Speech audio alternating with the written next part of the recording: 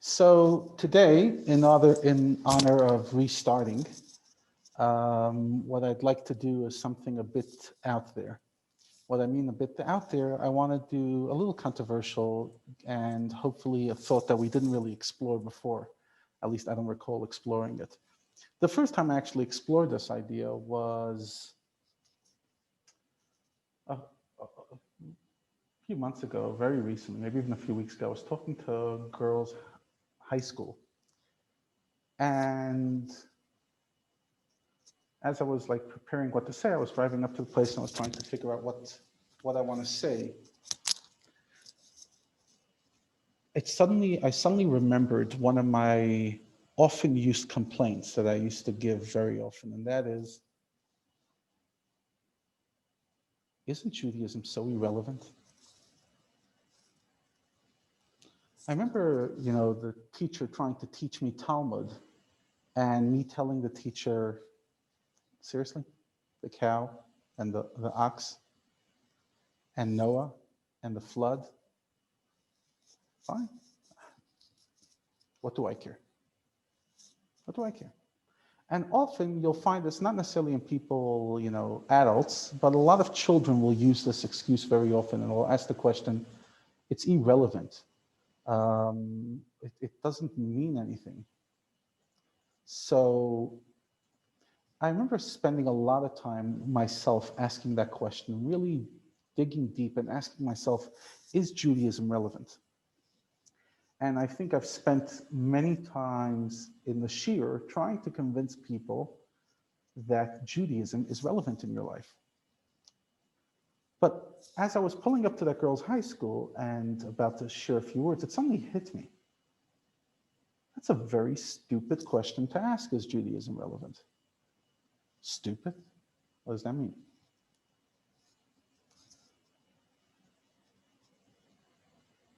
What is relevant in your life is the first question I want to explore with us aloud today.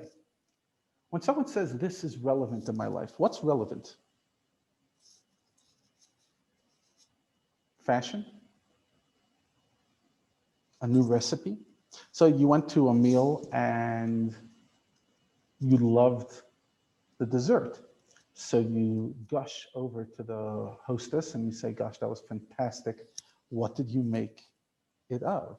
And then you spend a few minutes taking notes, trying to figure out if you want to do it, if you're going to do it, etc. Now, those 5 minutes you interact in taking down a recipe, was that relevant? Now, you might look at me and say, like, Rabbi, what are you talking about? What do you mean relevant? Why did you just do it? Why did you just spend 5-10 minutes of your day taking down a recipe? What a waste of time. When you went shopping today, I don't know, on Sunday, you went and you decided to buy yourself a new outfit, a new piece of clothing. Was that relevant? When you were chit-chatting with your sister or your mom or your dad or your child, was that relevant?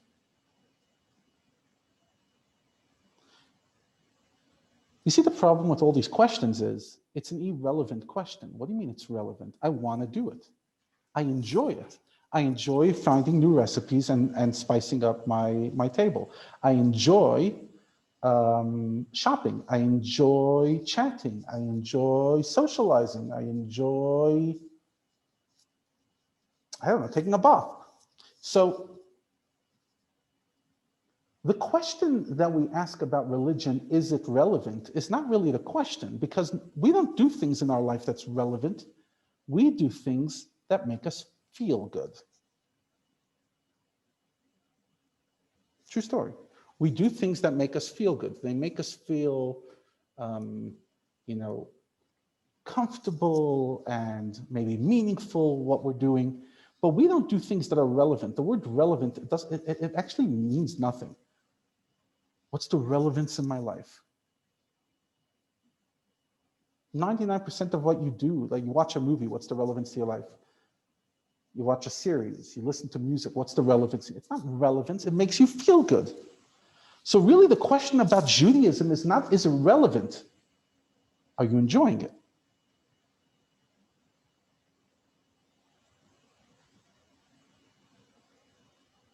So I've been spending years of my career trying to convince people that Judaism is relevant in their life. Don't you know, friends? Sorry, I'm just trying to get some air in this stuffy little office. Yeah. I've been trying to convince people for years that you need Judaism. It's relevant in your life. It's going to make your marriage better. It's going to make your parenting better. It's going to make your personality more developed. It's going to give you meaning in your life, etc., etc., etc. But you know what? True story. That's not why you should keep Judaism. Or rather, that's not how I'm going to convince anybody to bring Judaism into their life. Because the only argument, the only valid argument I have to anybody why Judaism is relevant in their life is irrelevance is irrelevant. Do you enjoy Judaism? Now, if you say you enjoy Judaism, then the conversation's over. You enjoy it. That's why you're here. You came at 4 p.m. on a Monday. You came to a shir. You're obviously enjoying it. I hope you're not coming out of guilt. We want to think something through, be stimulated. But if you don't enjoy Judaism, then the conversation's different, because the person sitting across me telling me, the story of Noah that happened, according to your estimates, if it ever happened in the first place, by the way, it happened 4,000 years ago, is irrelevant to my life. And you know what my response would be if the person's willing to accept honesty? That's not your problem. Somehow you don't find Judaism entertaining. Because if you did, you would find the story of Noah interesting. You just happen not to develop a taste for it. You didn't develop a taste for its pleasure. For example, I never developed a taste for opera. Now, I could be a big genius and sit there telling people, Bach, Beethoven, Bach, what do they know about music? Now you look at me and say, hey, Rabbi, know where you belong. There's a famous story about a painter who's painting an image of a person, and a shoemaker walks by and points out to the shoes and says, the shoes don't look perfect. So the painter says, thank you. Then the guy starts commenting about the face. And the painter looks at him and says, shoemaker, no higher than the shoes. Stick where you belong. You're good. We totally get it. We know what you're good at, and we know what you're not good at. So Rabbi, please don't tell me that Bach is irrelevant. It doesn't resonate. It's not relevant in my life. Oh, so Justin Bieber is relevant in your life and Bach isn't. No. One, you were taught that you lived in a culture that loves silly pop, so you developed a liking for certain kind of music, and you didn't develop a liking for other kind of music because you didn't grow up in Vienna, and your parents didn't take you to the cathedrals of great music. So relevance is not the point. The point is, are you enjoying it? But as long as you're telling me that I, the rabbi, or Judaism, the religion rather, is the problem because it's not relevant, then there's no way we can bridge it. Because I could scream from today to tomorrow it's relevant and you won't agree with me. But if it's the person willing to take accountability on 1 second, it's not Judaism that's the problem. Many people connect to it. I'm the problem. Not I'm a problem. I'm the problem. In other words, my attitude is the problem. I obviously haven't opened myself to develop a taste for it. Or maybe I am still traumatized by my teacher who taught me when I was 10, and I'm not willing to give myself another chance. But Judaism doesn't have to sit there standing after 4,000 years convincing people it's relevant, because of course it's relevant. That's not even a question, it's relevant. But that's not the issue of people. The issue why so many people are not tapping into Yiddishkeit or necessarily growing is not because Judaism is not convincing them it's relevant. It's because the individuals are not being honest and saying, 1 second, I have to develop a taste. I didn't grow up drinking fancy wine. I grew up drinking Kiddush wine. Now, does that mean that a bottle of semi-dry or dry wine that's not sweet like sugar is bad wine? No. All it means is that I never developed a taste for it. So I could say that I don't want to develop a taste, that's fine, but that's my problem. But the problem's not in the wine. The wine doesn't have to become sweeter so that Levi Afson should enjoy it because all he knows how to drink is sugar wine. No. The wine is good stuff. There's real professionals that taste this stuff and will tell you that this bottle of wine is solid, but I didn't develop a taste. About a year or two, a few years ago in Shul, a bunch of guys developed a whiskey club. And the idea of the whiskey club wasn't just to sit and drink, but each week someone brings a new whiskey that the guys haven't really tasted, and they analyze it and discuss it. And what was fascinating to watch is that at the beginning of the process, the average fellow sitting around the table couldn't tell the difference between Bell's, Black Label, Glenfiddich, or some 2,000 Rand bottle. But as each week, okay, guys, we're going to smell the whiskey. We're going to taste the whiskey. By the beginning, most of us were convincing ourselves with smelling and tasting. But eventually, you actually started, oh, yeah, this is peaty. This is fruity. This is sharp. And like suddenly, you actually start seeing there's a world of whiskey. Now, again, you might say the world of whiskey is irrelevant or even dangerous, and that's fine. But whiskeys don't have to come over to you and start convincing you that they taste good. You have to come with an open mind to a whiskey tasting, and then you'll develop a taste. But imagine you walk over and like you see 10,000 Rand bottles of whiskeys in front of you, and you say, convince me whiskey's relevant. That's not the question, whiskey's relevant. You either want it or you don't. For like whiskey relevant, like that's a ridiculous question. You either enjoy the taste, you either enjoy the experience it gives you or not. And so it is with so many things. For the life of mine, I cannot develop a taste for cricket. I grew up in America. Not that I was a massive sport fan, but at least I understood baseball. I don't get cricket. I've been in for 10 years. I don't get it. Now, once in a while I'll gripe and I'll tell people, oh, such a boring game. And the average South African is either going to look at me and say, okay, Rabbi, or they're going to actually get offended. Excuse me, it's not a boring game. You just didn't develop with it. Etc., etc., etc. My wife will be interested in stuff that I'm not interested in, and I'll be interested in stuff she's not interested in. I'm a guy, she's a woman, and we're just different personalities. So, is Judaism relevant? Is that even a question? In other words, is that really the problem? Like, imagine I convinced the community, I convinced every Jew I could get in contact that Judaism, I'm telling you, upgrades your marriage. Suddenly everyone's going to come running to me. No, I'll go to marriage therapy. Why do they have to come to me? The problem isn't that Judaism is not marketing itself well. The problem is, are we coming with an open mind, believing that there's something in it for me? Until the person shows up and says, I want to develop a taste.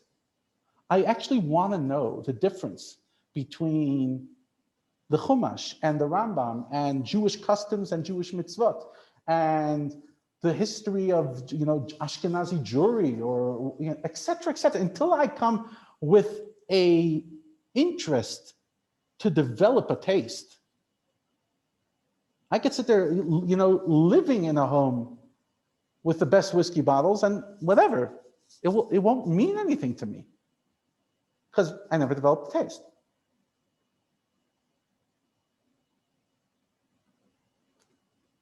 Judaism is so relevant in your life, but that's not the problem. The problem is, do you want it to be relevant in your life? Do you want it? And one thing I've learned after many years in the rabbinic career is until a person's ready to listen, you could shower them with the words of great wisdom, and it's just bouncing off. Why? Because it's not the giver that has to convince the receiver. It's the receiver that has to be open to the giver. I'm not letting rabbis off the hook or religion off the hook. What I'm saying is nobody changes unless they want to change. And what you see is often the only time Yiddishkeit becomes relevant in a person's life, or they start convincing themselves it's relevant, is when they go through a crisis and they suddenly need somebody to hold onto, and they just grasp onto the religion or onto the rabbi. And suddenly, all the ideas they were hearing till now, they're willing to hear in a different way. It's interesting. Some people, like after you do a funeral with them and you're with them, suddenly like, you develop a real relationship and they're willing to hear more. And other people, you're close to them for a week and after that you're out of their lives, they're out of your lives. It's like, thank you so much, Rabbi. You were good to my mom, but God bless you and have a good day. Again, because even that didn't necessarily open the person to the idea that Judaism does anything other than burying people. Until you don't believe that Judaism has more to offer you than a seat on Rosh Hashanah, a rabbi to sing an askara at your mother or father's grave, and to say the brachot at a bris, and to say a speech at the Barmi, until you don't think we have anything to offer, then we have nothing to offer. Not because we're irrelevant, but because you're not listening, you're not open to listen to our relevance.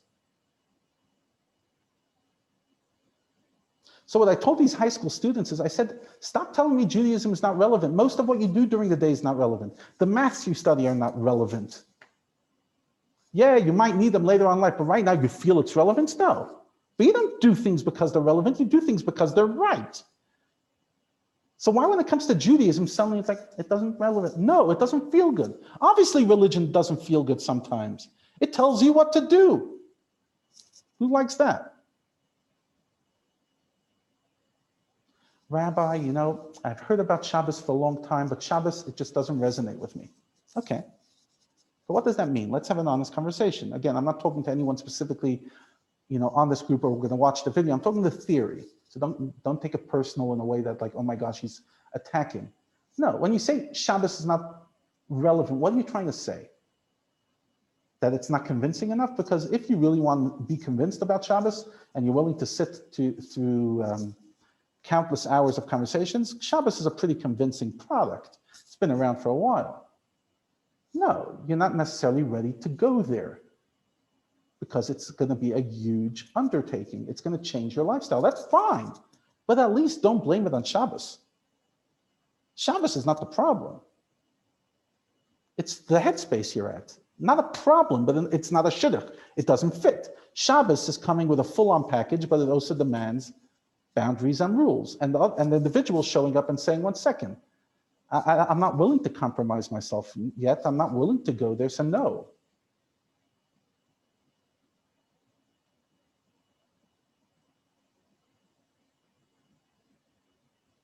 Ask yourself, what holds your growth back in Yiddishkeit? What's at the heart of it? Do you want to be convinced that Yiddishkeit's relevant? Because we could sit and have that conversation for a very, very long time. Do you want to be convinced? I often wonder how many people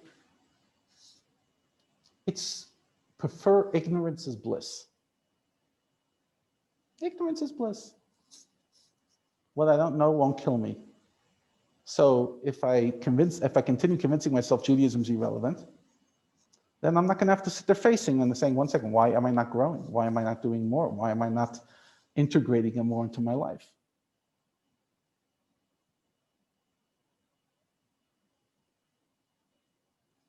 I used to open a Talmud every single day and as a student and ask myself, what is the relevance of this page? And now I study Talmud each day. And I'm studying what might be the most irrelevant part of the Talmud. Right now, it's all the laws of boundaries on Shabbat, where you can carry, where you cannot carry. 90% irrelevant because it's all based on architecture of the Babylonia in the 6th century. I mean, like it's like really ancient stuff. But suddenly, I'm not asking myself the question, what's the relevance? It's funny. The reason I'm sharing this talk is it's very much an experience that I'm living through right now because I'm revisiting parts of Torah, parts of the faith that for a long time, I convinced myself were irrelevant. But that wasn't the problem. The problem was I didn't want to. I didn't want to know more. I had no desire to know more. for whatever. Maybe I was, 17, 18. My hormones were all over the place. I wanted to learn about this world. I wanted to have a fun time. I didn't want to learn. So, saying that the stuff is irrelevant is a great stuff. It's a great argument because it didn't make me feel good. I read novels and those kind of stuff because they made me feel good, even though reading a novel, a nice, James Patterson novel is not exactly, or Nora Roberts, is not exactly relevant. Nora Roberts' mystery novels are not relevant. They're entertaining. And I was looking for entertainment at that stage in my life. I was an 18-year-old, 20-year-old, whatever, and I wanted entertainment. And sitting in front of a page of a bunch of ancient Hebrew words written 2,000 years ago is not entertaining. Not it's not relevant, it's not entertaining.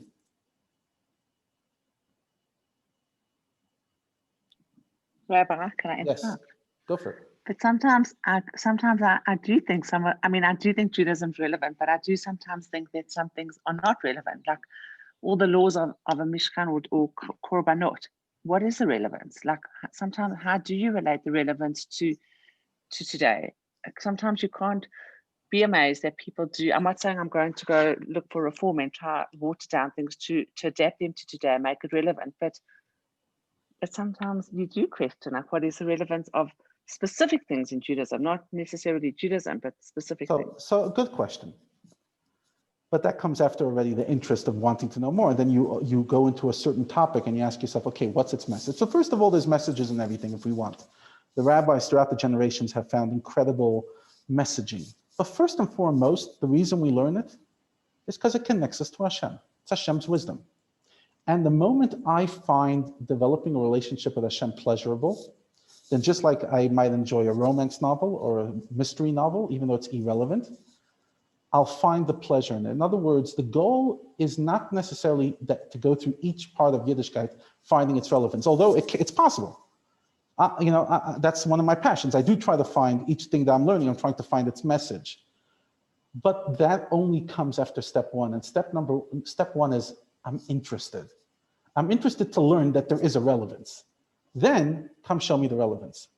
But there has to be an interest of wanting to know that, of wanting to go in there and wanting to develop a relationship within Yiddishkeit. And that's a real challenge.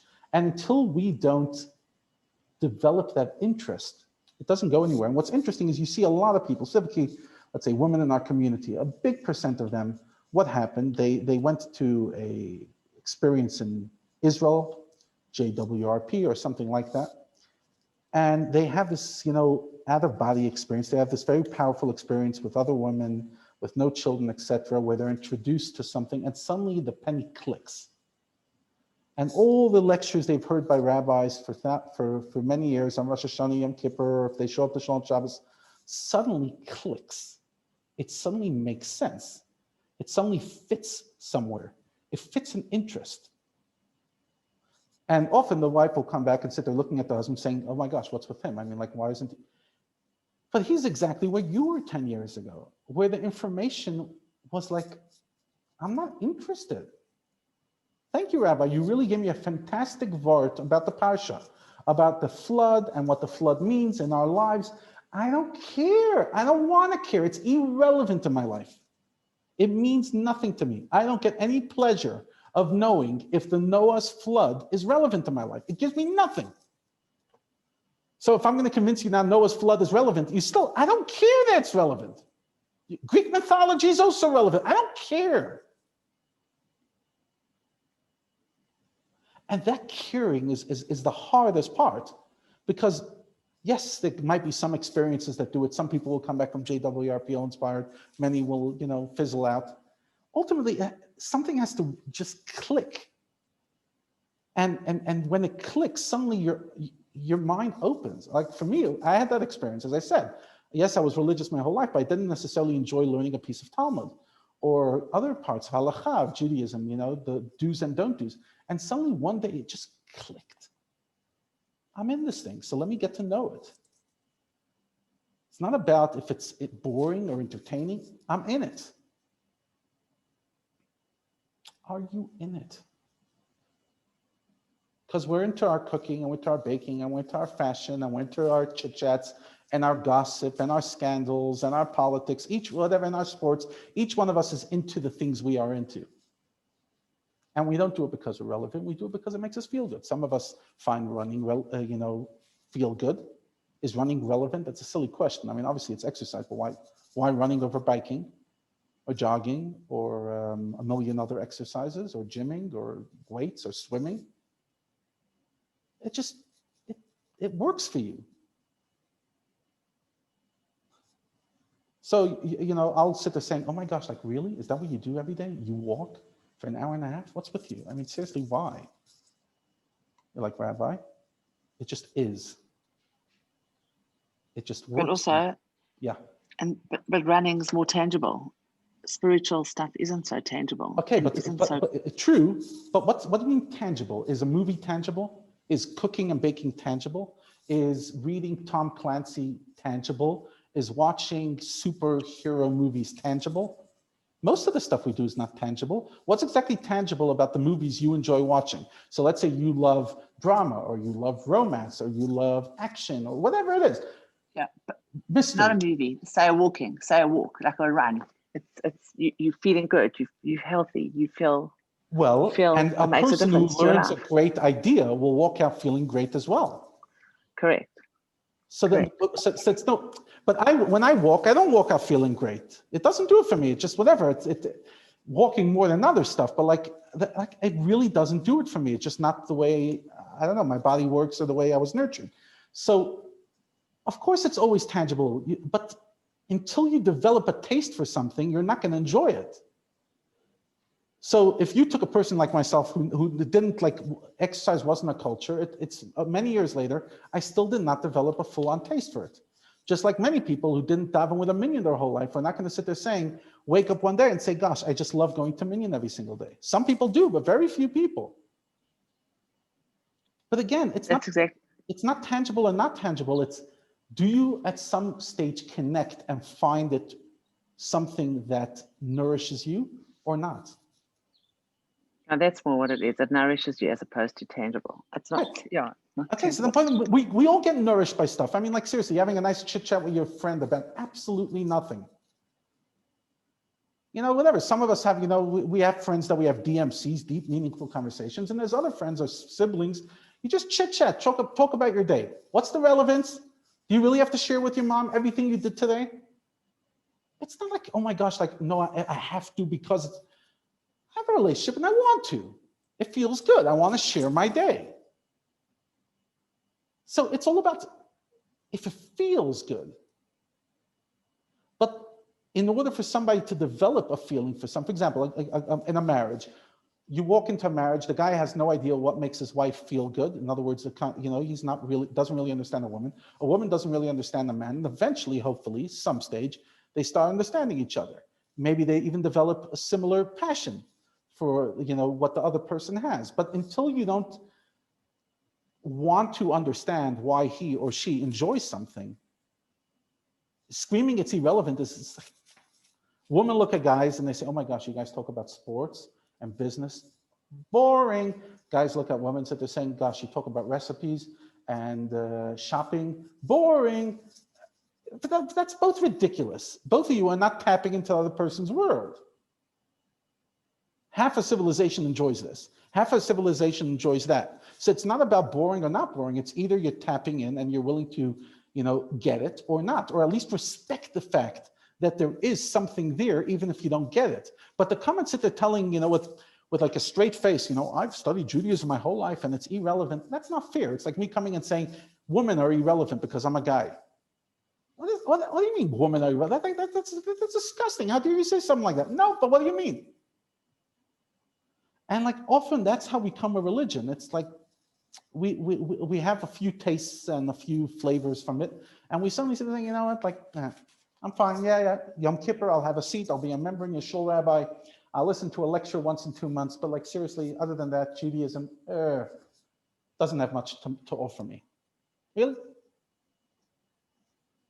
Do you want it? Until their child's under the chuppah marrying, or not under the chuppah marrying a non-Jew, that's when it's got relevance. Yeah, someone who isn't interested. Or Shalom. I'll be honest, many people are becoming accepting of that as well. And many people are just, tolerating it. Once upon a time, maybe previous generations, they didn't ask this question because they didn't really, our grandparents didn't ask themselves all day, does it make me feel good?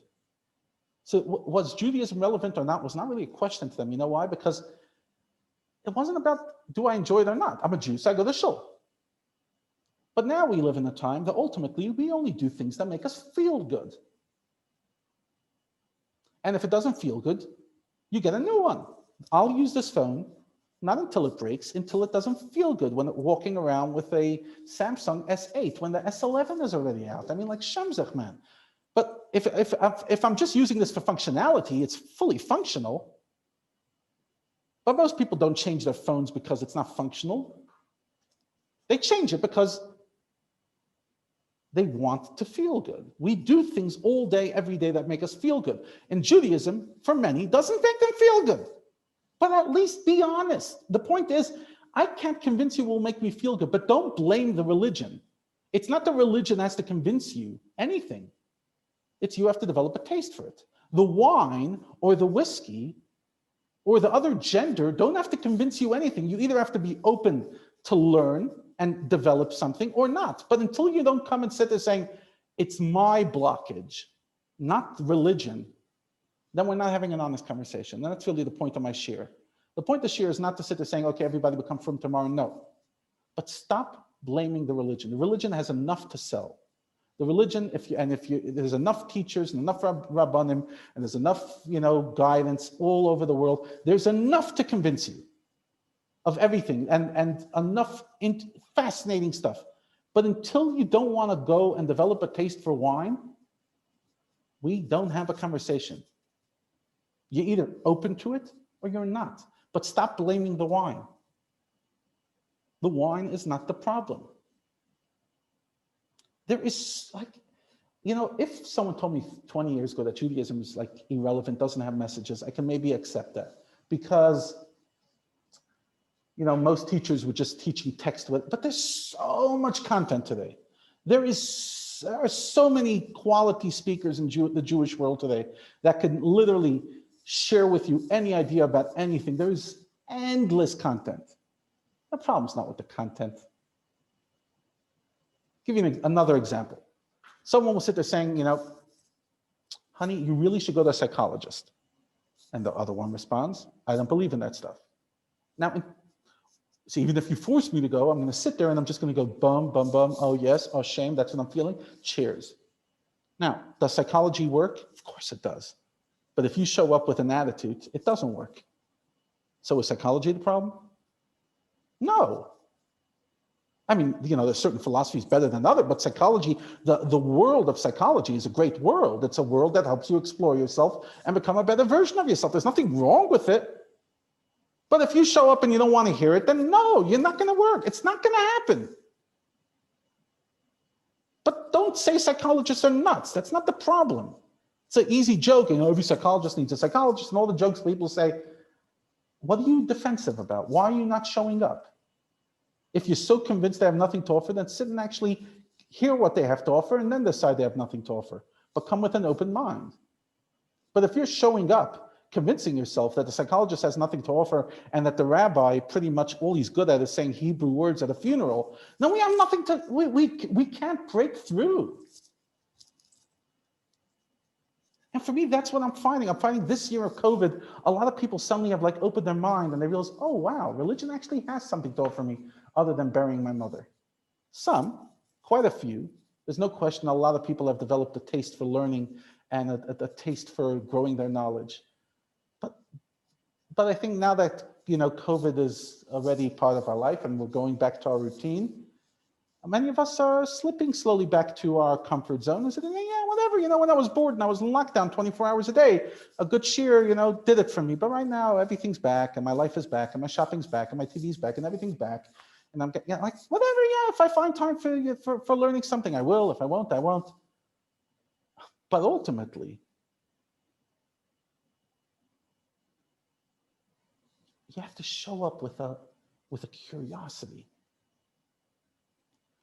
I used to, growing up in the Haredi world, I wasn't curious. I was more jealous, but I wasn't necessarily curious about the world outside. Other people's points of view, the more liberal point of view, the more conservative point of view, etc. And one day you actually just develop a curiosity. And that's what I think one of my biggest strengths in life is I'm actually very curious.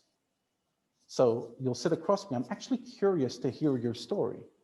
I'm not doing you a favor, I'm fascinated. Oh, tell me about yourself. And tell me, and tell me about your worldview. And as long as obviously it's logical and it makes some sense, it's not just, preaching, fascinating. Are you curious? Are you curious if Judaism has relevance? Because if you're curious, then 90% of the journey is over. Fine, we'll get there from one topic to the next topic slowly. Obviously, nothing's hocus pocus, but you're on the road. But until you're not curious, and that's the key word I want to finish with, until you're not curious about Judaism, we're going to have a really hard time breaking through. But that's fine. We each on our own journey. But at least be intellectually honest. The problem is not with the product. The problem is your curiosity to the product. Your 80-year-old grandmother saying that she doesn't want to have a cell phone. The problem's not with the cell phone, and it's not a problem with her. She doesn't need one. But at least if she's saying, all these phones are crazy, they're not crazy. They're pretty useful. The fact that you're not comfortable with it, fine. But it's not the phone that's the problem. It's your curiosity. Are you curious to learn it? My wife's grandmother is very curious to learn, and she's amazing on the phone. Are you curious? Great. If you're not curious, it's over. So for the first year post Chag, and the first year that I'm really giving, other than the Chagim, in the year 5781, I really felt that I want this to be my opening message to myself and to all of us, and that is, let's come with a curiosity. With lockdown, thank God, easing off on us, and our lives slowly but surely returning to a sense of normal. Stay curious. And then Judaism will have all your answers. Thank you so much, and God bless you all, and thank you for joining, and please God, we continue tomorrow, and then Wednesday, lots of shiurim to join.